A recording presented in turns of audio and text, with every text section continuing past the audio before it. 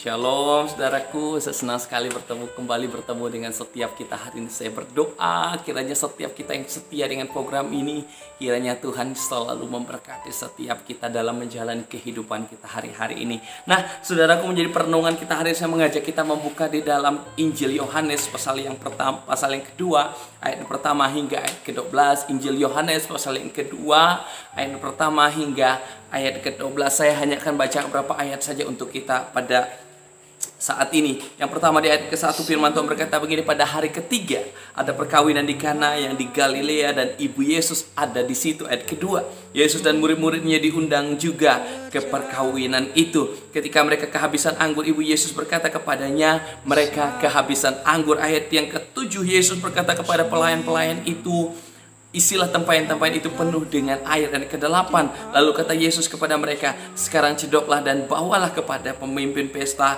Lalu mereka pun membawanya. Nah, saudaraku, hari ini saya mengajak kita merenungkan dari satu judul firman Tuhan, yaitu tentang mengalami mujizat Tuhan di tengah masalah. Saudaraku, cerita ini adalah cerita tentang sebuah perkawinan yang diadakan di Kana. Dan tuan pesta itu ketika mereka mengadakan pesta, menariknya saudaraku, Yesus dan murid-muridnya juga diundang ke dalam pesta tersebut. Wah, saudaraku, itu adalah hal yang sangat luar biasa. Saya juga mau bilang buat kita dalam setiap kehidupan kita, setiap hal yang kita lakukan, mari belajar undang Yesus, hadirkan Yesus. Karena saya percaya kalau kita undang Yesus dalam setiap kehidupan kita, selalu ada hal-hal yang dahsyat dan luar biasa akan terjadi dalam hidup kita. Nah, saudaraku, singkat cerita di ayat ketiga, seperti ibu Yesus datang kepada Yesus dan berkata mereka kehabisan anggur. Ada masalah yang terjadi dalam pesta ini pesta yang tercatat, saudaraku, di mana harusnya sebuah pesta itu menjadi sesuatu yang sangat membanggakan, sebuah sukacita yang besar bagi tuan pesta. Tapi apa yang terjadi? Mereka mengalami kehabisan anggur, saudaraku, dan itu menjadi masalah yang sangat luar biasa.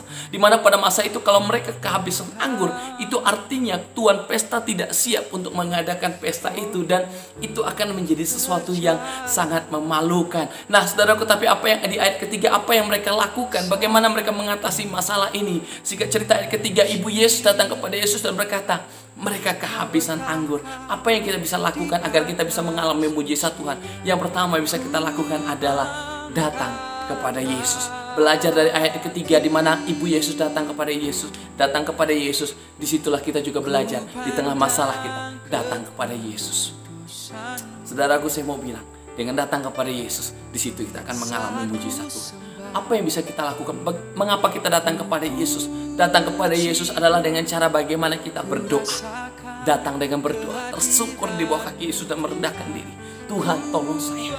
Tuhan, mampukan saya untuk menghadapi semua ini. Saudaraku, ketika ibu Yesus datang kepada Yesus, di situ terjadi mujizat.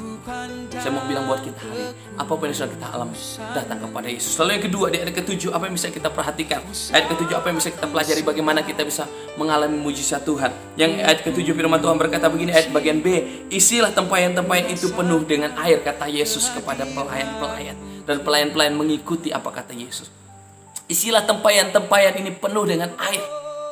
Para pelayan-pelayan ini mengikuti apa kata Yesus.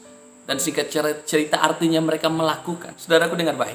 Ketika kita sudah datang kepada Yesus, hal kedua yang harus kita lakukan adalah melakukan. Kita tidak bisa bilang saya beriman, saya percaya, saya sudah datang berdoa kepada Tuhan, tapi kita tidak melakukan apa-apa. Lakukanlah bagian kita. Ketika Tuhan berkata, isilah tempayan-tempayan itu penuh dengan air, lakukan itu. Artinya apa? Agar kita bisa mengalami mujizat Tuhan. Yang kedua yang bisa kita lakukan adalah melakukan. Apa yang menjadi perintah Tuhan? Lakukan itu dalam hidup kita sekarang. Mari lakukan bagian kita.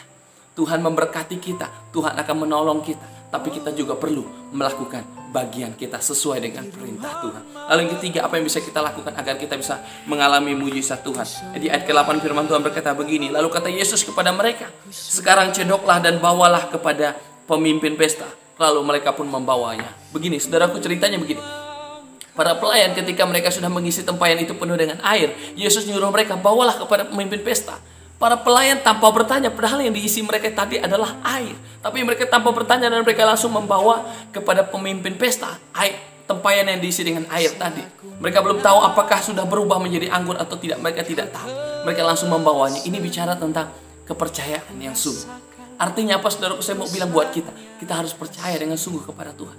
Ini membuktikan, para pelayan ini membuktikan bahwa mereka percaya bahwa Yesus sanggup mengubah air ini menjadi anggur. Saya juga mau bilang buat kita hari ini, apa yang bisa kita lakukan di tengah masalah kita, di tengah pergumulan kita. Mari percayalah dengan sungguh. Belajar dari para pelayan ini. Mereka tetap percaya sekalipun mereka tidak tahu apakah air ini sudah berubah menjadi anggur. Tapi mereka tetap memberi ini kepada pemimpin pesta. Dan singkat cerita, air itu berubah menjadi anggur. Bahkan menjadi anggur yang lebih baik daripada anggur sebelumnya. Saya mau bilang buat kita hari ini, ketika kita ingin mengalami mujizat Tuhan di tengah masalah kita, apa yang bisa kita lakukan?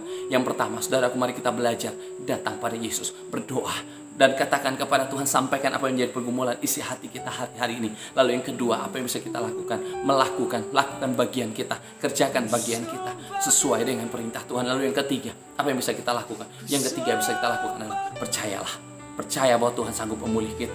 Percayalah bahwa Tuhan sanggup menolong kita. Ketika Ayub percaya, Tuhan pulihkan kehidupan Ayub. Saya mengajak setiap kita hari ini, apapun yang kita hadapi, mari percayalah dengan sungguh. Percayalah, Tuhan akan memberkati kita. Tuhan akan menolong kita.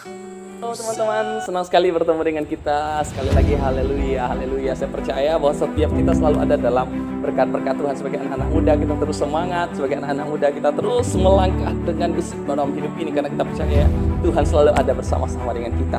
Mari terus dukung program ini. Saya rindu setiap kita. Mari kita dukung program ini supaya program ini terus bisa menjadi berkat untuk setiap kita dengan cara subscribe. Bahkan kalau berasa diberkati dengan video ini, silahkan share video ini biar lebih banyak lagi teman-teman anak-anak muda semua diberkati dengan program ini. Dari tempat ini saya selalu berdoa biarlah kita anak-anak muda tetap semangat. Mari raih itu di dalam Tuhan. Tuhan memberkati.